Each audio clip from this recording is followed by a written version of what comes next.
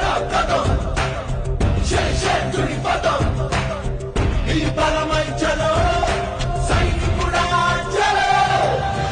అలు పెరుగని గళం మన అందరి బలం అవినీతి అపకతవకలు పద్ధతిగా నిలదీత తనువుల కణకణం జనసేవకు పణం సంక్షేమం సమకూ